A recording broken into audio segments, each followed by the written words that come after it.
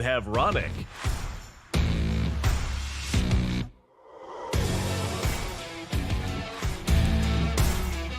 Well, good morning, everyone. We're back at it again. Mike Will, Tyson of Ronick. It's another edition of Huddle Up here on Extreme Sports. Welcome to a Wednesday, the 13th day of May for 2026.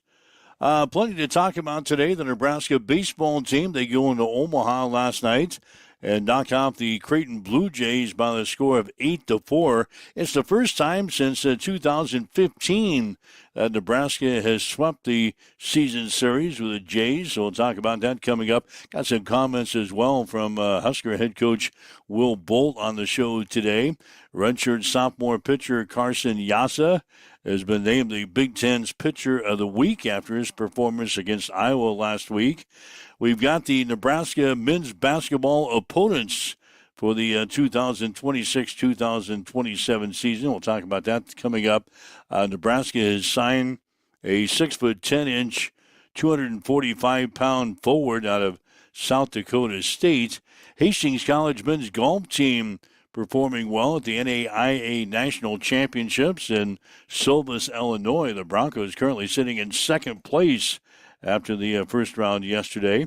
The boys state soccer tournament continues today. We've got the Class A, the Class B girls going to be on the field today. The Class A boys were on the field yesterday.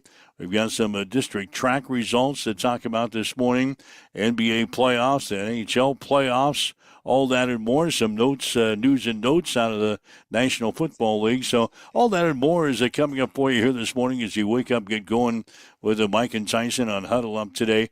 Also expect to hear from Tim Stroman, the Adams Central baseball coach. He's going to join us at 7:30, kind of put the capper on the Patriots baseball season for this year. So a lot to look forward to on the show as they welcome in Tyson and Ronick from the Western Studios. Good morning. And a good morning. Yeah, on the news side of things, we'll start to, and I preface start to, because there's a lot that we can get into with the election results from last night, but we'll take a brief dive in to check some of those results, and we'll be kind of filling up the rest of the week with election stuff and primary results and now the news and shakeup that is going to be in the aftermath of the May primary election. So plenty to get to on that front as well. Good morning. It's Wednesday. We'll start off with a couple of NFL notes for you today. We mentioned this right at the end of the show yesterday. The first Monday night football game of the year is going to be Denver and Kansas City.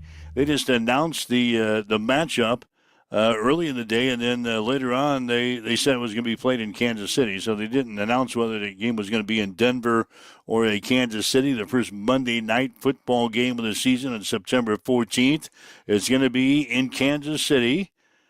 The 2026 entire regular season schedule is going to be announced on Thursday, 7 o'clock our time. It's going to be a 2-hour primetime special to air on ESPN and the NFL Network. So we've been seeing a couple of games dribble out throughout the week, but the entire schedule will be released on Thursday night at 7, 2-hour special.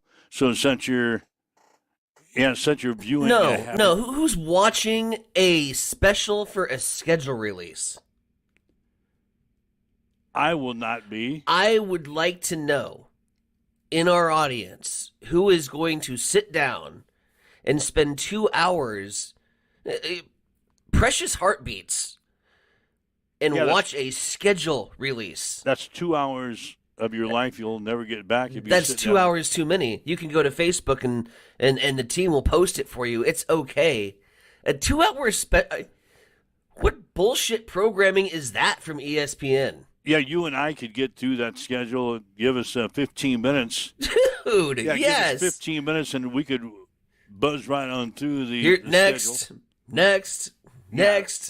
And here it is. It's May. Do we really care? Right. Some people do. Some people do, or they wouldn't probably have that 2-hour special. That's a little overkill.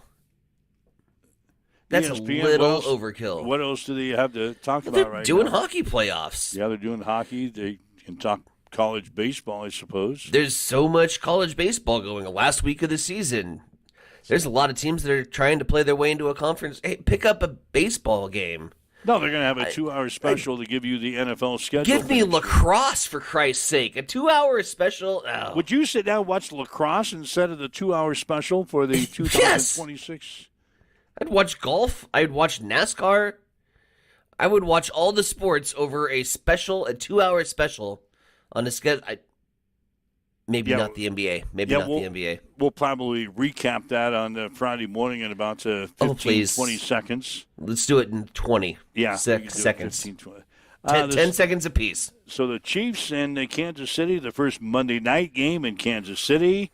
The Cincinnati Bengals going to face the Atlanta Falcons in Madrid in Week 9 of the NFL schedule. Game will be played on Sunday, November 8th, televised by the NFL Network. Falcons had previously been announced as the home team for that ball game, but their opponent was not yet known until Tuesday when it was released that Cincinnati would play Atlanta. The Bengals have not played overseas since 2019. So Cincinnati is going to play Atlanta in Madrid, Kansas City hosting Denver for the Week 1 Monday night game. Those are the two things that sneaked out as far as the NFL schedule is concerned yesterday. Had some news out of the NBA yesterday, and not necessarily good news. Memphis Grizzlies forward Brandon Clark has died. He was 29. LAPD sources confirmed to ABC News that Clark was found dead from a possible drug overdose on Monday in a home located in Los Angeles' San Fernando Valley. Narcotics were found at the scene, and there was no evidence of foul play, so that's not good news for Brandon Clark. Also, Jason Collins, the NBA's first openly gay player who served as a global ambassador for the sport for the past decade, has died of brain cancer. He was 47. Collins retired in 2014 after a 13-year career that included stops with the New Jersey Nets, Memphis, Minnesota, Atlanta, Boston, Washington, and a return to the Nets after they moved to Brooklyn. He announced that he was gay in a 2013 Sports Illustrated cover story, becoming the first publicly gay athlete to play in any of the 4 main North American sports leagues. So a couple of deaths involving NBA players, Brandon Clark and Jason Collins. Philadelphia 76ers are making some changes in their front office. Daryl Morey is out as the president of basketball operations. They're going to stay with their head coach, though, and Nick Nurse. Morey has led the 76ers basketball operations for the past 6 seasons with 5 playoff berths and a record of 270 and 212 during that span. But the 76ers have not advanced beyond the second round of the playoffs under Morey and have not been to the conference finals since 2021. So those are some news and notes surrounding the NBA from yesterday and the NFL notes that we had for you. Should we move into what happened last night? Let's go for it. In the NBA, nice little transition here. In the NBA playoffs last night, San Antonio beat Minnesota 126-97. The Spurs now lead that series 3-2. Tonight, you get the other game in the Eastern Conference semifinal series. It'll be Cleveland playing at Detroit. That series is tied up now at 2 games apiece. All right, well, on the ice, let's go Buffalo. Buffalo has evened the series with the Montreal Canadiens 3-2. A late winner from Tage Thompson. Beautiful play inside the crease. Just gets it on the stick right over the goalie's stick side as Buffalo has evened up the series against Montreal. Nobody wants to see Montreal win. Let's be really realistic. Then in the late game last night that I actually stayed up for, It was in overtime. By the time the Cardinals got done, the Cardinals are playing baseball on the West Coast. They're out in Sacramento playing the Athletics. So I would just happen to be up, finishing up watching Riley O'Brien pick up a save, and I said, game's in overtime. We might as well watch the finish. I didn't last. It didn't last very long because about 15 seconds later, Vegas fires in a wrister to take the 3-2 advantage over Anaheim. That series, I believe, stays in Vegas for Game 6, although I could be wrong. And then let's do one more just for funsies. A pivotal matchup in the English Championship League. They are in their qualification round to try to get promoted to the Premier League. Southampton beat Middlesbrough 2-1. That sets up the last playoff final later this May in Wembley, with the last two remaining teams, Southampton and Hull City, to try to get the last remaining spot for promotion to the Premier League. So they're playing, and if they win this tournament, then they get promoted to the next league. The next league up? Yep. We kind of discussed that for... it's a beautiful model. We kind of discussed that for the NFL this year. The teams that stunk, that finished last, need to drop down to like the NFC South just needs to be its like own division of football. Well, I think there's a path forward that this could play out, and this is my like plea to these spring football leagues. They pop up, they die. They resurrect like 5 years later, and everyone's, we can't figure out why spring football won't work. You know, and everyone's tried. It's just unsuccessful because the product is so horrible in comparison to even college football, to be realistic with you, Mike, and also the NFL. Like, the product does not compute. It does not compare. But I love the fact that it's an experimental league and you have an opportunity to, like, test out rules like 4-point field goals or the kickoff rule that's been implemented. That started in the UFL, formerly the XFL. They just rebranded. And so I like the concept of having spring football be a thing, but the product on the field just doesn't match, and ultimately it loses interest and people shut it off. Well, they got other things to do, basically. If you had spring football in the fashion of your UFL champion gets promoted, and the worst team, instead of having the worst team get the first pick in the draft, which is absolute insanity and has led to teams that tank and just overall really, really poor product in the front office, instead of tanking and getting rewarded for being bad, you get demoted to the UFL. The UFL winner comes up and takes the seat, gets a first-round pick. That can make their franchise and product better. I got it all figured out upstairs, dude. Like, that's an interesting... It's under lock up here. That's an interesting proposal. Tyson Evronic for commissioner. As long as we're on voting results, vote me for commissioner. I will change the game dramatically. And everybody will hate it. Yeah, I was going to say that you're going to change the game dramatically, not necessarily for the better. So who would? I think the old school football fans would hate it. Oh yeah. I think like my generation and lower would be like, all right, that's fair. That'd be cool. That's not going to get any traction. Oh hell no, not with $1 billion industry that the NFL is. No. So who was the last place team this year? It was who was Jacksonville? No. Were they the worst team? Well, Vegas got the first round pick. Yeah, so probably Vegas. Yeah, I think they tanked correctly. So Vegas would have to move down to the USFL. That's not going to happen. Tom Brady and his $1 billion venture. No, that's Can you see Vegas and Allegiant Stadium being with the likes of Birmingham and Memphis? About a quarter full, maybe. Oh, it's not even a quarter full. It's bad. If it's not St. Louis, and I don't do this just to tout St. Louis's horn, if it's not being played in St. Louis, it's not being played. Like, it's not being watched. That's the number one. By far. The number one team. Number one attendance is St. Louis. Well, just attendance wise, that's a team that in a city that still feels salty. Yeah, they don't have football. They don't have a football team, so they got to support. So they rally around the Battlehawks. Is that what they are, the St. Louis Battlehawks? They are the St. Louis Battlehawks. I don't know if I have watched. Mm-hmm. That's I don't fair. know if I have watched 5 minutes You can say that. That's fair.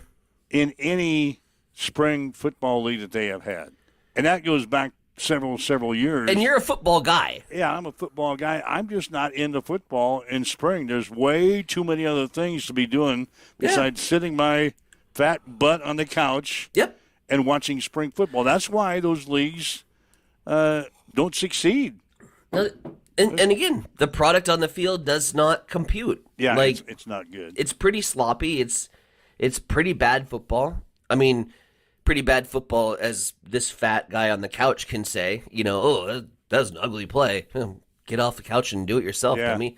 But yeah, pot kettle black there, right? It's not good quality to watch. It's not really appeasing, and that's why I think entertaining that idea of there's a reward system, and there's also a system where you get benefited for being bad on the other side of the spectrum. I would love the pyramid. Interesting idea. In professional football. Interesting idea. Probably not going to happen.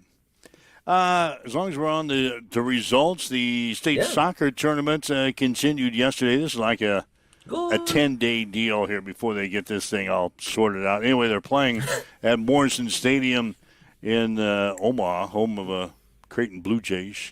They had the Class A boys on the field yesterday. Papillion La Vista South beat Lincoln East 2-1. Lincoln Southwest beat Elkhorn South 4-1. Omaha West Side over Omaha Creighton Prep 3-1. Omaha South over Lincoln Southeast 3-1. Mm-hmm. So those results from Class A boys at the state soccer tournament yesterday. The Class B girls going to be on the field today. Kearney Catholic going to be playing today. Nice. Kearney Catholic going to be playing a 2 o'clock game against Elkhorn. The Stars, they're 16-1 this year. That's pretty good.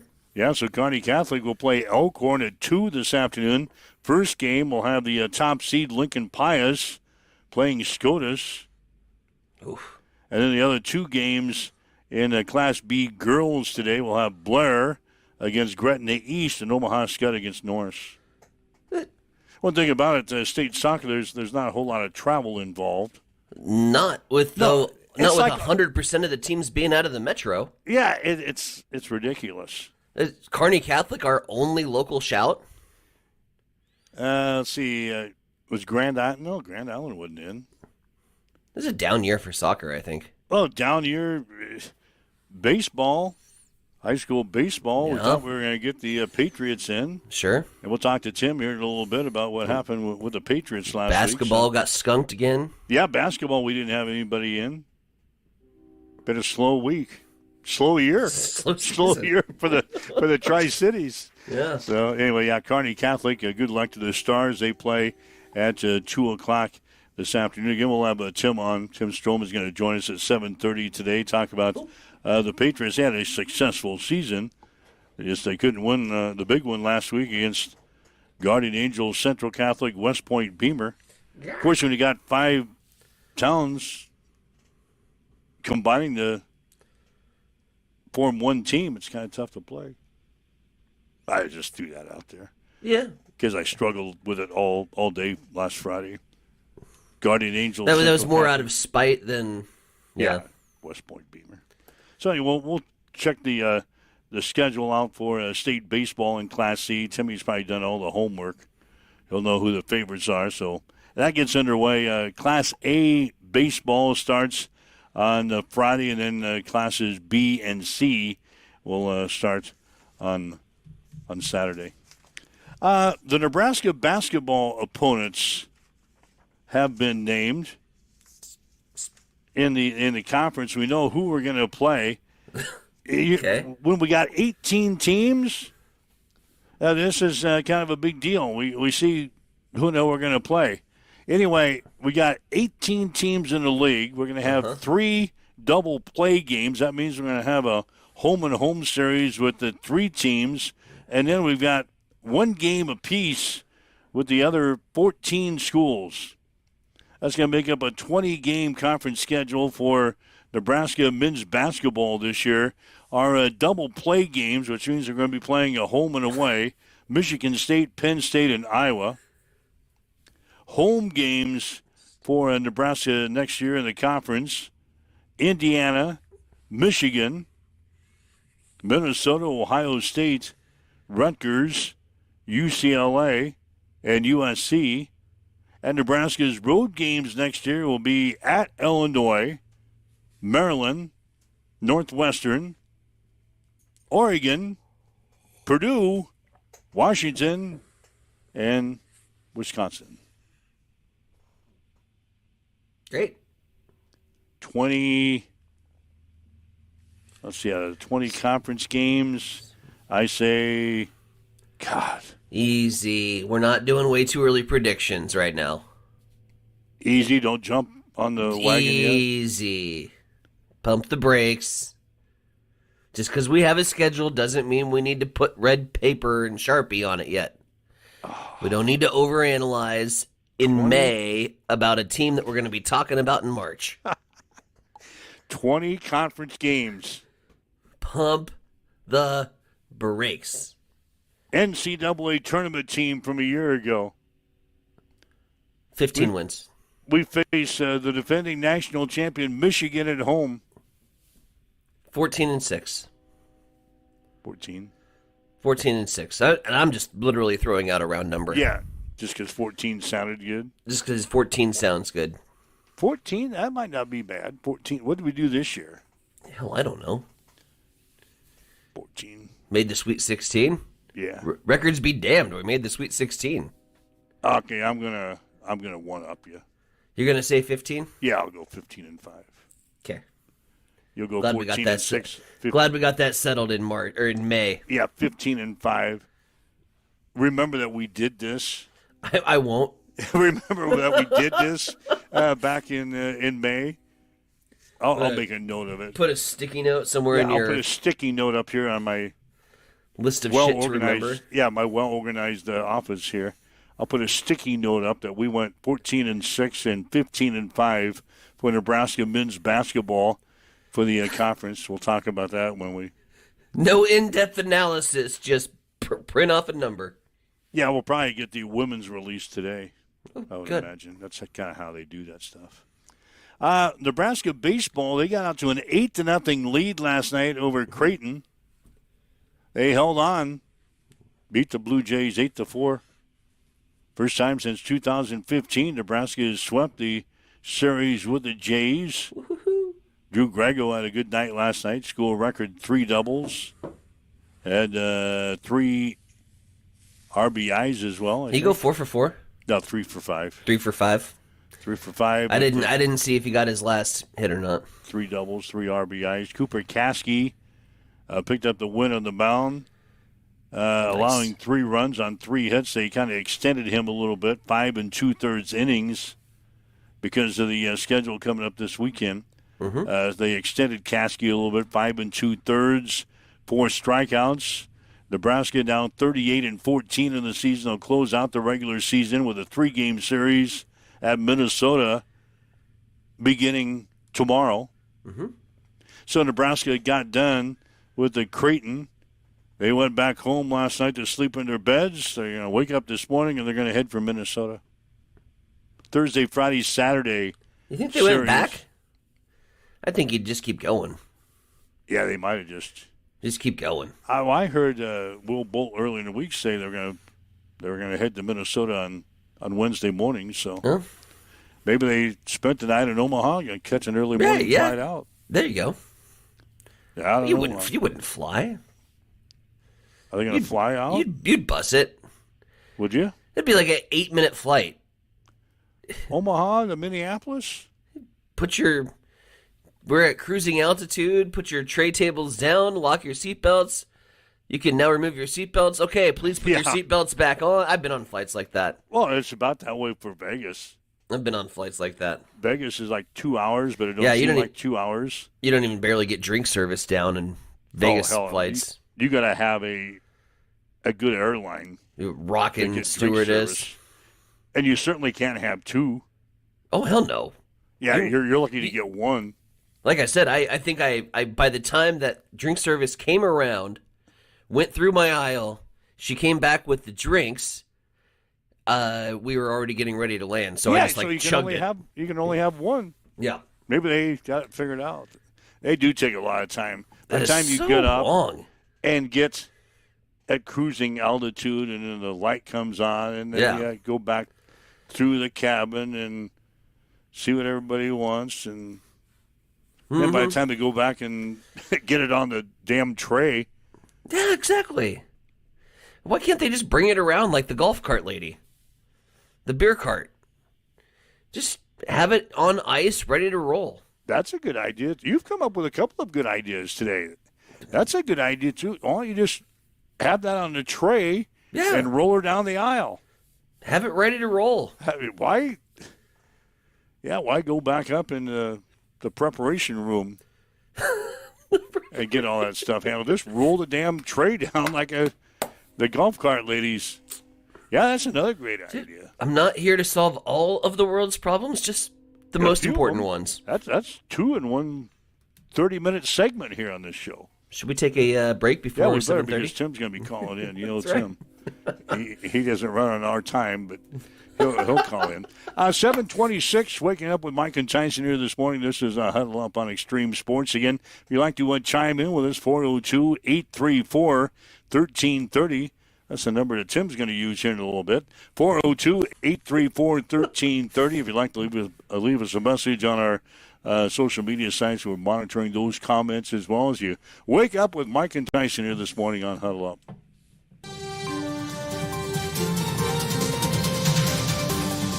It's time for a morning news update on Extreme Sports.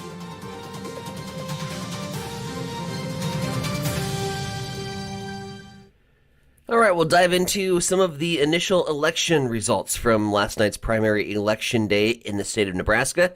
Nebraska State Senator Pete Ricketts easily won his Republican Senate primary and now advances to the general election. On the Democratic side, Sydney Burbank claimed the nomination, even though she has indicated she plans to support independent candidate Dan Osborne in November. The race is expected to draw national attention as Osborne again challenges Ricketts in the high-profile Senate contest. Meanwhile, at the leader of the state side of things, Governor Jim Pillen easily won Nebraska's Republican governor nomination and advances to the general election in November. Former State Senator Lynn Walls secured the Democratic nomination. The race now sets up a general election matchup between the Republican incumbent and the longtime Northeast Nebraska educator and former state senator. And in one of the biggest statewide primary upsets this year, Nebraska voters have selected their nominee for Secretary of State. And it was Republican challenger Scott Peterson who defeated incumbent Bob Evnen in the primary and will advance to the November general election. On the Democratic side, Sarah Slatterly won her party's nomination. It is 7:28. We'll swing things over to the East Side Studios. Mike, what's going down in sports? Well, sports is brought to you by Bamboo Mind and Body Spa of Hastings and Blue Hill, your 24-hour wellness center where members can access a variety of amenities on their own time. Drew Grego tied a school record with 3 doubles as the Nebraska baseball team beat Creighton 8-4 last night at Charles Schwab Field in Omaha. Grego finished 3 for 5 with 3 doubles and 3 RBIs. Cooper Caskey picked up the win after allowing 3 runs on 3 hits over 5 2/3 innings with 4 strikeouts. Nebraska is now 38-14 in the season and will close out the regular season with a 3-game series at Minnesota beginning tomorrow. Redshirt sophomore Carson Yassa has been named the Big Ten's Pitcher of the Week. Yassa improved to 9-2 in the season after dealing 7 shutout innings in Nebraska's 10-0 victory over Iowa last Friday. The right-hander allowed just 2 singles and struck out 9 with a pair of walks. A visit by defending national champion Michigan and 10 matchups against NCAA tournament teams highlight Nebraska's 2026-2027 men's basketball opponents. With 18 teams, the Big Ten schedule features 3 double play opponents and 1 game apiece against the remaining 14 conference schools to make up the 20-game conference schedule. Nebraska's double play opponents will be Michigan State, Penn State, and Iowa. Nebraska will play other home games against Indiana, Michigan, Minnesota, Ohio State, Rutgers, UCLA, and USC. Nebraska's road games will be against Illinois, Maryland, Northwestern, Oregon, Purdue, Washington, and Wisconsin. And Nebraska has signed a 6'10", 245-pound forward from South Dakota State. Damon Wilkinson earned honorable mention All-Summit League honors in 2026. He played in 32 games and averaged 13.9 points per game on 59% shooting, while leading the Jackrabbits with an average of 6.4 rebounds per game. He comes to Lincoln after spending 3 seasons in Brookings. That's a check on your sports headlines at 7:31 down Extreme Sports. It's time for a morning weather update on Extreme Sports with Chief Meteorologist Tim Jones. Plenty of sunshine on this Wednesday, a high in the low 80s, and we'll have light winds out of the south-southeast at 5 to 10 miles per hour. 55 and mostly clear overnight tonight. It'll be breezy and partly sunny on Thursday, a high in the upper 80s. 53 Thursday night, and on Friday, a high of 90 degrees, plenty of sunshine. Then as we get into the weekend, we'll have a chance of showers and thunderstorms, maybe some severe thunderstorms as well. We'll be watching for large hail-damaging winds and maybe an isolated tornado both days. Right now in Hastings, we have northwest winds at 3, clear skies 47 in Hastings at Extreme Sports. Start your engines, Hastings. It's time for fast, loud Friday nights at Cam Raceway. Cam Raceway is located just east of Hastings on J Street. Catch the adrenaline-pumping action every Friday night through August. Watch stock non-wing micros, restricted micros, junior sprints, cage karts, and more tear up Nebraska's fastest 8-mile dirt track. Gates open at 7. Racing roars to life at 8. Only $10 to get in, and kids 12 and under are free with a paying adult. Cam Raceway, where speed meets dirt and Friday nights come alive. Don't miss it.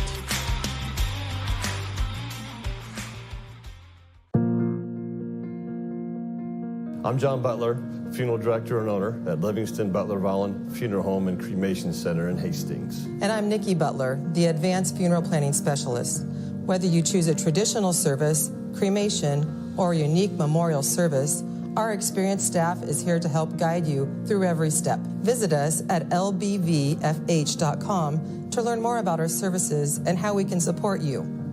Livingston Butler Volland Funeral Home and Cremation Center. We are here when your need is greatest.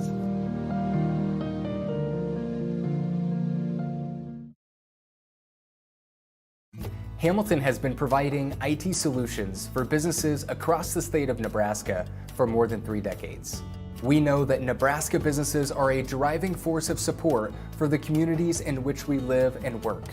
We keep them connected and protected by delivering cybersecurity, hosted phones, and managed IT. We are grateful to be part of our Nebraska communities and to support their technology needs. More information at Hamilton is Business. The key to a thriving community is a good foundation. And for over 75 years, Hastings Federal Credit Union has been building and supporting Hastings and the surrounding areas, providing the support for new cars to keep you on the road, new homes to give you a place to land, or help with whatever life throws your way. With easy access via online banking or our mobile app, it's never been easier to have your financial dreams at your fingertips. Come see us at Hastings Federal Credit Union to start your banking journey today.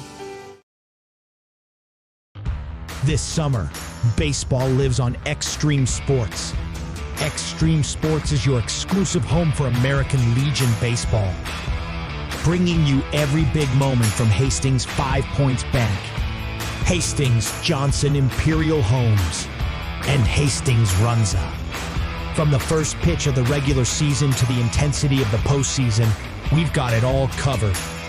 Every game, every inning, every highlight. Don't miss a single thing this summer. American Legion Baseball lives right here on Extreme Sports.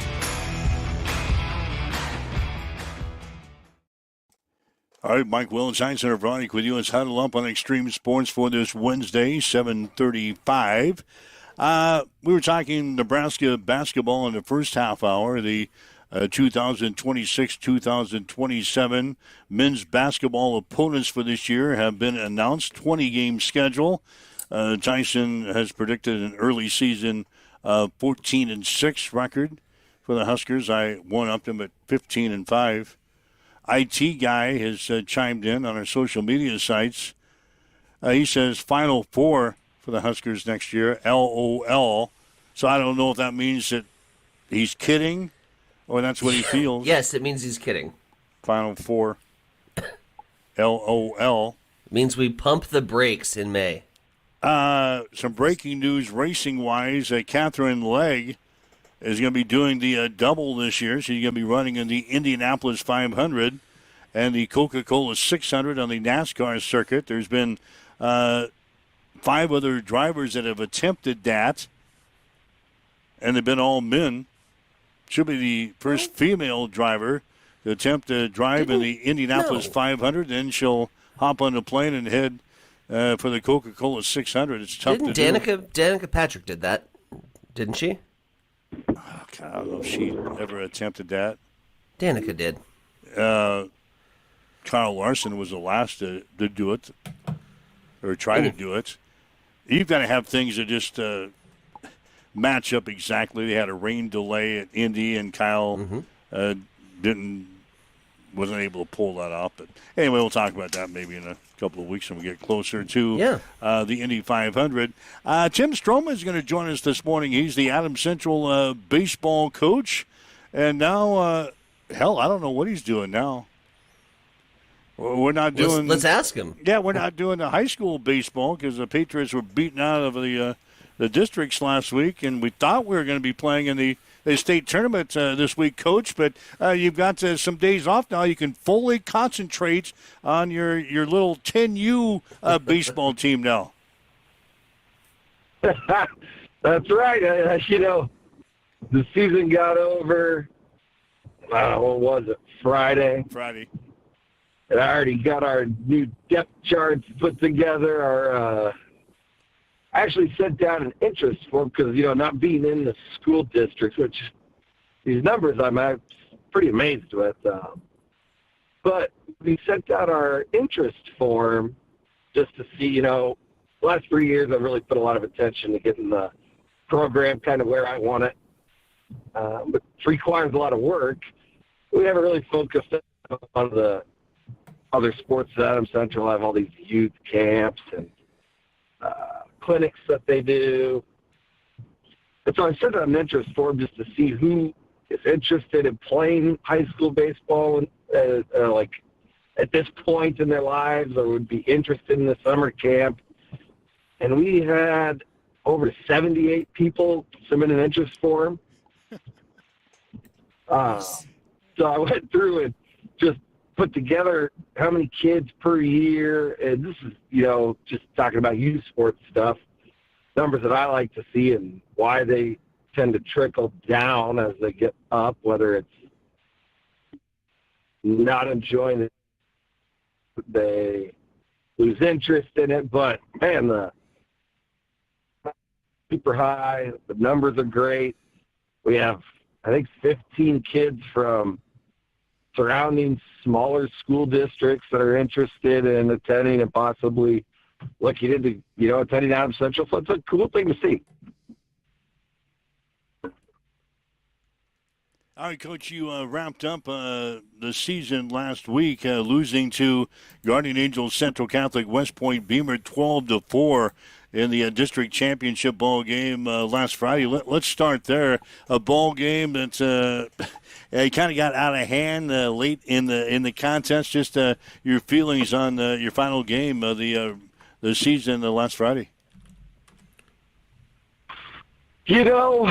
Guardian Angel Central Catholic's a good little program.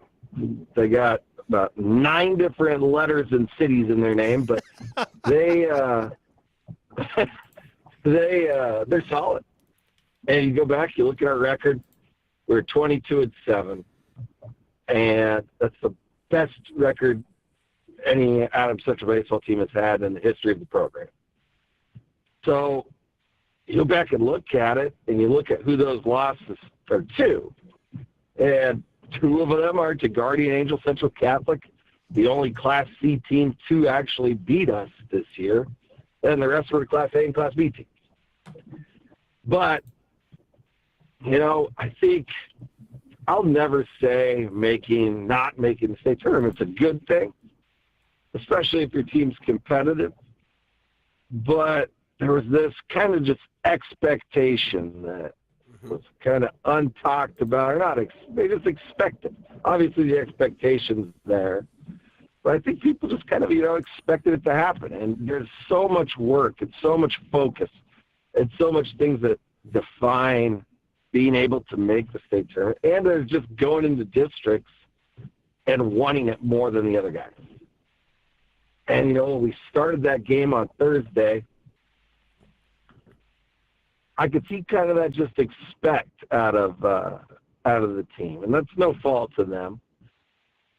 But you don't expect to go into a district tournament and have an all-out battle in the first round when it's a 1 versus 4. And, Fort Calhoun came in and they did not – if you were to ask me what that team's record was previous or after the game, I couldn't tell you that they were much different than us. They competed. They made us do things that, we kind of weren't expecting to do in game 1.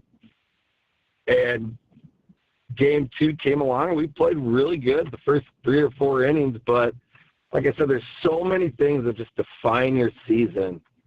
And you can look back at them now and kind of put them in magnifying glasses. They had the focus, everything that we've talked about, the discipline, the focus, and all those little things has to be there, from your matchups with Palmyra in the regular season to your matchups with Central City in the regular season. Every single game requires the same amount of focus and discipline. And as coaches, we probably need to do a better job of making sure that these kids also see it that way, because maybe, that ground ball in a game against Platteview or York or Fort Calhoun that, is pretty routine, that we don't field routine and try to make it look cool or make it do something, or not put as much, energy or attention into the bat that, we stranded 3 runners on base, which then requires us, there's always something else that comes along. So you lose focus in maybe a single moment or a single play in a game, which requires a pitcher to throw X amount more pitches or not score those runs. So we still have to pitch certain pitches. And, with limited depth, it's extremely hard to navigate that. And it just came down to, in my opinion, they were more focused and more determined than we were. We played really well, like I said, the first 4 innings of that GAC game. And then, the wheels just kind of fell off, and we kind of got stuck in a position, or put in a position, which is really, really hard to come back from in a district tournament atmosphere. Coach, I've had a lot of people talk to me about what happened to AC, and we get into a discussion. I think we probably maybe lost the district championship game on Thursday when you had to go to the pen and pull Cohen Rader out. He was our game 2 starter for Friday. We had to use him, like you said, to get through a 1 versus 4 matchup on Thursday, and that really scrambled our pitching staff for Friday.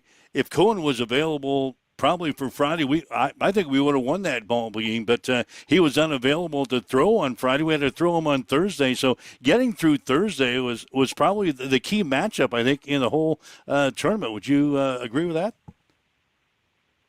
I agree 100%.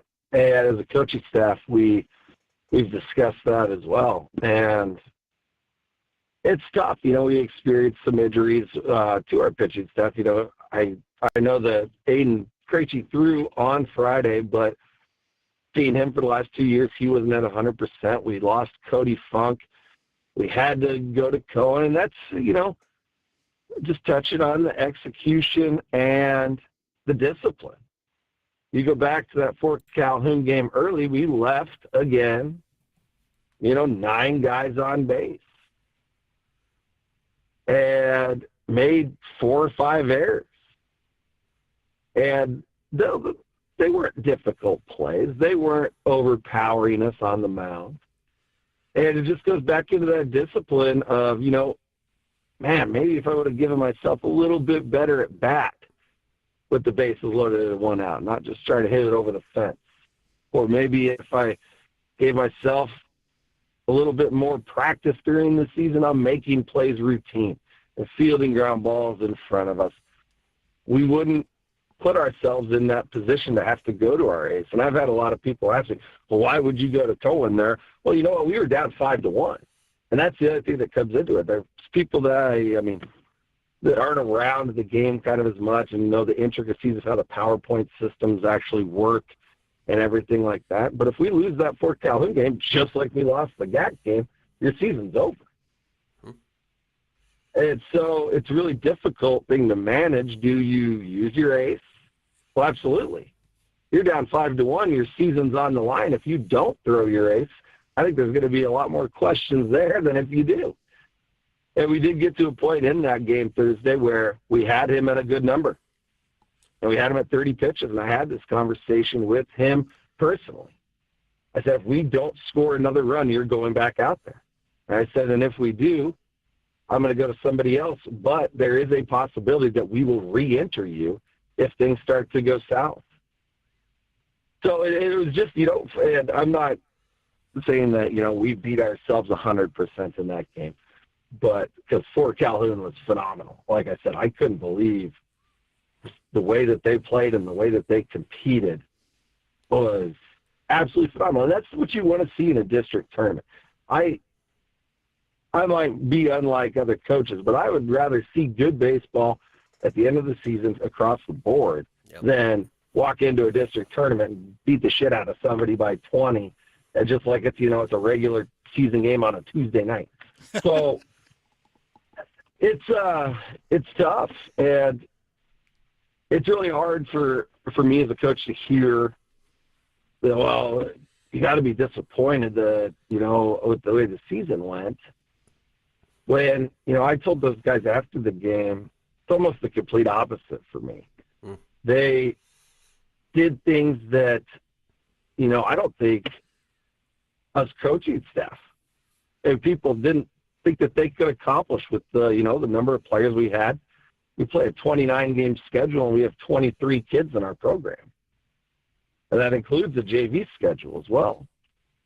So they're able to set the school winning percentage record by playing, the same teams that everybody else does, if not harder.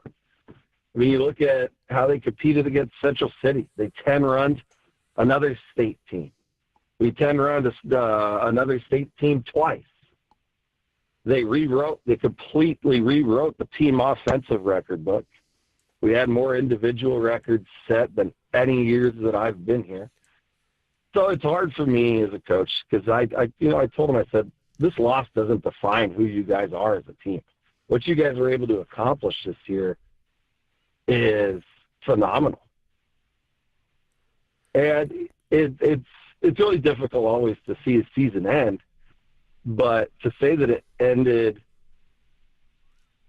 I mean, obviously we want to be in the state tournament, and that's a goal that every team across the board has, and that's the thing that I think these kids and maybe people in the community and people, that are new to following this are going to start to realize that it is an extremely difficult thing to make the state tournament. You see all these, PBR PowerPoint things, and I have a couple friends of mine that really like to send me those throughout the year, and I like to look at them just to see where people have us, at. And if you look at the PBR Power Reports that were sent out last week, this is with all the games played. This is with all the things. You have your number 1 team, Malcolm, who's sitting at home. Yep. Your number 2 team on the Power Reports, Adams Central, who's sitting at home. Your number 4 team on the Power Reports, Lincoln Christian. sitting at home. So it's an extremely difficult thing to accomplish. And the fact that, we put ourselves in position to make the state tournament again, I mean, that's a win in itself. So I doubt any of our kids are listening to this, but I'm extremely proud of what they accomplished this year. Yeah, it's not where we wanted to be at the beginning, where we ended up, but the growth, the maturity, every little aspect that I've seen them develop in, like just the ability to be a teammate. And like I said in a couple of things, just be part of something that's bigger than yourself. To buy into something the way that they did this year was absolutely awesome to see it come to fruition there. Coach, you touched up on a point that I want to bring up here. What does that say, Malcolm, Adams Central, Lincoln Christian? Obviously, it was a topsy-turvy district tournament, and you only get one shot at it. It's not double elimination in district time. I mean, you gotta bring your A game from game one. But what does it say to the strength of some of these Class C programs, to the level of competitiveness that some of these smaller schools are starting to bring in when they're playing with the heavy hitters and keeping them at home during the state tournament? What is the parity like in Class C right now? And I said this at the beginning of the year, it's all over the board, and you kind of hit on it right there. You would be amazed if I were to break down the sizes of athletes, how they classify Class B and Class C, and how they put those into their different little divisions, because you, for example, just listed us, Malcolm, Lincoln Christian, Lincoln Lutheran as powerhouses. And some of these other smaller programs, I think is what you said, and Adams Central, Malcolm, Lincoln Lutheran are in the bottom 6. We are the last 6 in Class C in terms of number of athletes, in terms of number of qualified participants at the high school level. So, I mean, there's good baseball across the board. And obviously there's going to be some weaker baseball across the board, but you're going to continue to see this as baseball continues to advance in Nebraska, high school baseball. You're going to see a lot of these teams that, I had Auburn on my preseason summer sheet, and everybody was like, what? Auburn? And they were in my preseason top 8. Just looking at the number of kids that they graduated last year, the number of kids that they returned, different aspects that go into that when I put that all together. You guys know I like to watch a lot of film. Now, in the fall coming up, I go through and rewatch every single game of every other opponent, of seeing which seniors I can get rid of, rewatch anything to make sure my notes sheets are updated. So, I mean, it speaks volumes to those coaches and those players to be able to show up as a 8 and 10 team and upset your toast. I mean, this is the first year I've ever seen. This is only my 3rd year even paying attention to this in Nebraska. But I've never seen 5 out of the 6 districts hosts lose. Yeah. So the level of competitiveness is high, which is like I said, which is what we want to see as coaches. It's good to be competitive on a daily basis and to push yourself on a daily basis. Because when you don't, that's when you get into that kind of complacency and the lack of discipline. It's going to end up costing you a season. All right, before we get out of here, Timmy, what about Class C state tournament winner? Who do you got pegged as your choice to win the Class C in the state tournament that gets underway on Saturday? God, every time I've looked at it in the last 4 years or 4 days, I kind of get 4 days. It's felt like 4 years, by the way. But every time I look at it, I get sick to my stomach. You have kind of the same setup as you had last year. You have one side that has Mount Michael, Lincoln Lutheran, and or maybe not Lincoln Luther, but Mount Michael, GAC, and Central City, who, in my opinion, are by far the 3 best teams in that tournament. And you got them all on the same side. So, if I had to guess, and this is crazy. I've never seen a state tournament roster with 4 teams with less than 500 records. But if I had to make a prediction, I'd have to say Mount Michael. They're classified as a Class C team. And, they come in every year.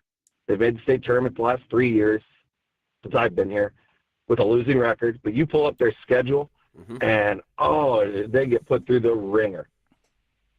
They play a majority all Class B and Class A schedule, and they are a tough team. They're well coached. Central City's got some good depth on the mound, but in terms of who's probably, in my opinion, the best all-around team in levels of competitiveness and being tested throughout the year, I'd have to say it would be Mount Michael. All right, Tim Stroman, the Adams Central baseball coach, giving us a little preview of the state tournament in Class C coming up this weekend. We'll have you on here in the next couple of weeks, Tim. We'll talk about a variety of things in youth sports and things like that. So you're not going away. You're not going to make it that easy on us. You'll be joining us a couple of times throughout the summer. So we'll see you tonight in York, my man, for the Little Birds.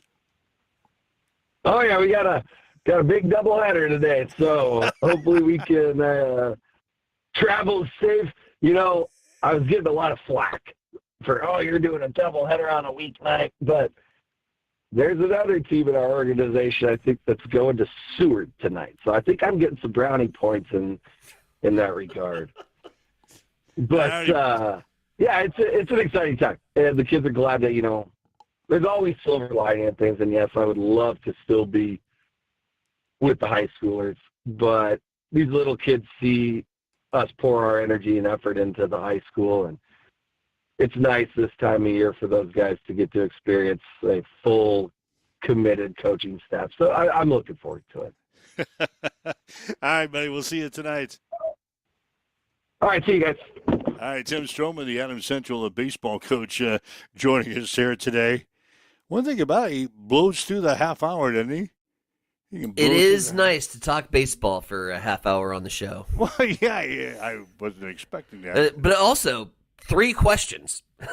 3 questions in 30 minutes. So I do like that, man. All right. We got to take a quick break. We'll be right back. You're listening to Mike and Tyson. This is Huddle Up on Extreme Sports.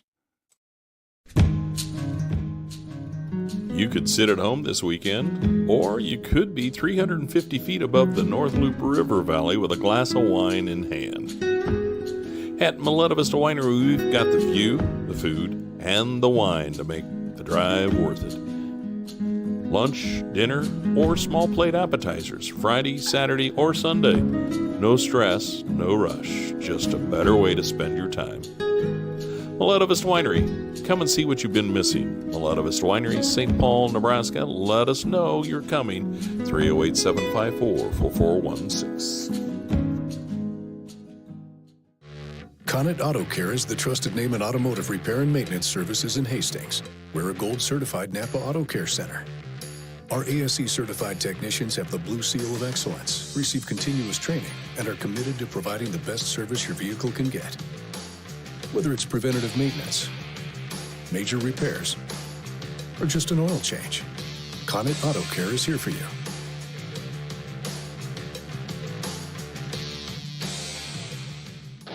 Get ready, race fans. Cam Raceway is teaming up with Extreme Sports for an electrifying season of high-speed, dirt-slinging, adrenaline-pumping action. Every race night, we're bringing you live video coverage straight from the track, so you won't miss a single lap, pass, or photo finish.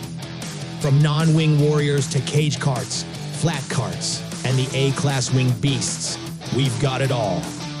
There's nothing like the roar of the engines, the smell of burning rubber, and the rush of dirt flying action right in front of you. So get to the track and experience it live. But if you can't make it, don't sweat. Extreme Sports has you covered. Buckle up, because this season is going to be fast, fierce, and unforgettable.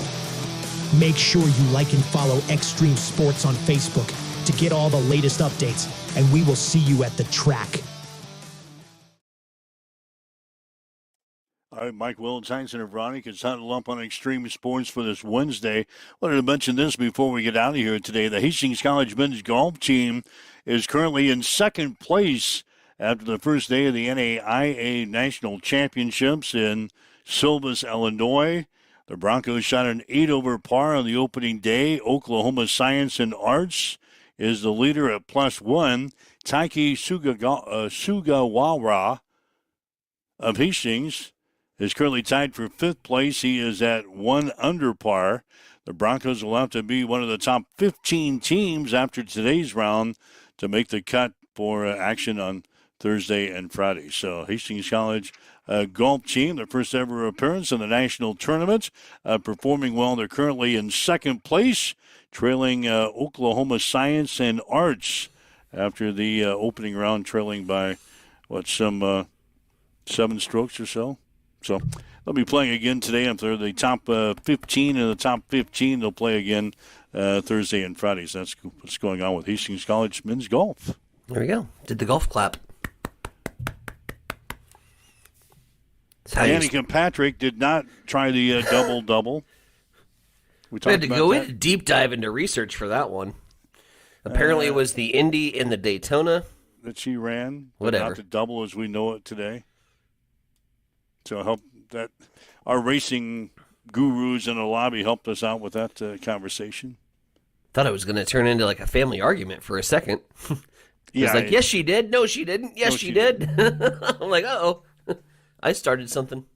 All right, so if you'd like to listen to the show again, you can go to our social media sites, download the podcast, listen to the show again at your convenience. A lengthy discussion with Tim Stroman about Adams Central baseball and about his outlook on the Class C state baseball tournament that gets underway on this Saturday in Omaha. You and I will be back together again tomorrow morning at 7 o'clock. Huddle up on Extreme Sports. Have yourself a great day. You've been listening to Huddle Up on Extreme Sports, Central Nebraska's new home for sports. Join us every weekday morning from 7 until 8.